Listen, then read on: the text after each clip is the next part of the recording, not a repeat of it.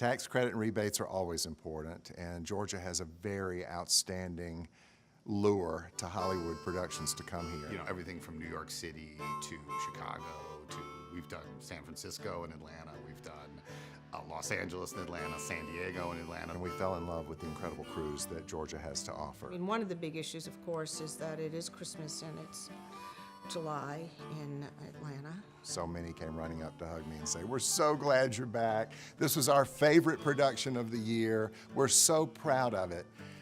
We went for the real, and I think that comes from Dolly on down to us, the real story.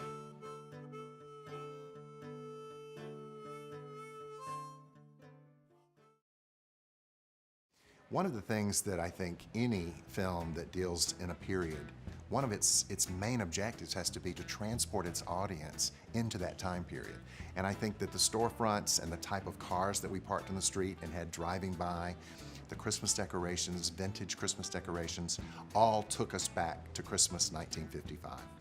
For me, the challenge was to take a modern day city block in suburban or rural Atlanta and turn it not only into 1955 Appalachian Tennessee, but then to add a top layer of Christmas on top of it in about 7 or 8 days of work. So the store, I have to say, as difficult in the crunch time that we had, we loved all of those pieces and researching them, and so you really start to become, you know, passionate about it, and that's what drives us, I think, is that we love it so much and really, really, you know, take the time to look for the perfect thing. We did extensive research on items that were sold in the 1950s. Because we talk about rings and we talk about Christmas toys for the children, we wanted to be sure that the prices affixed to them were accurate. So things down to like the tinsel, we actually got vintage tinsel to put on the trees because it's very different style than it is now. All of that lighting and all original.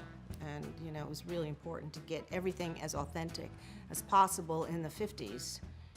But fortunately for us shooting here in the South, we do have access to a lot of the type of things that they would have had there that predate the film as well as go up to 1955. For most of the people in the town, and particularly the people that lived in the mountain areas, you can almost backdate them as far as how they look.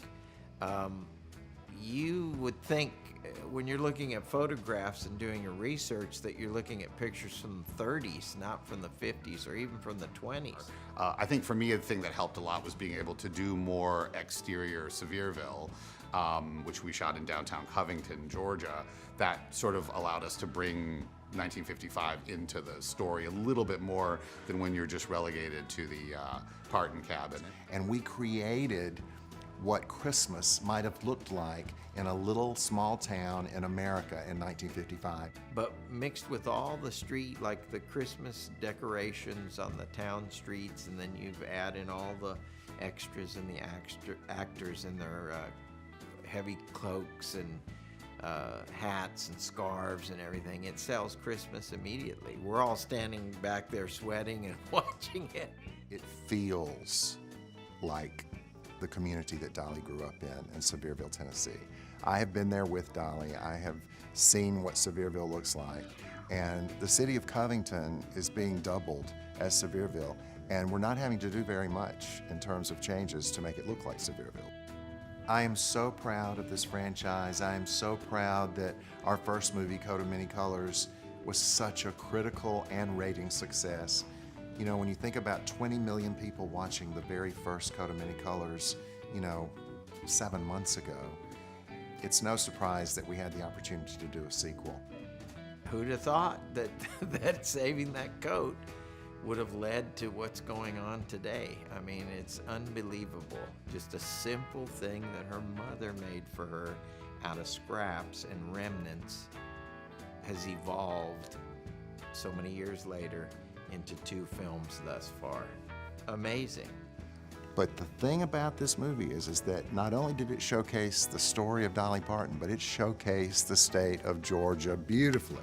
And when I think of what we want to offer our audience in terms of Christmas of Many Colors, is an open-armed welcome into the life of Dolly Parton and into these beautiful locations in Georgia, which have made our movies come to life.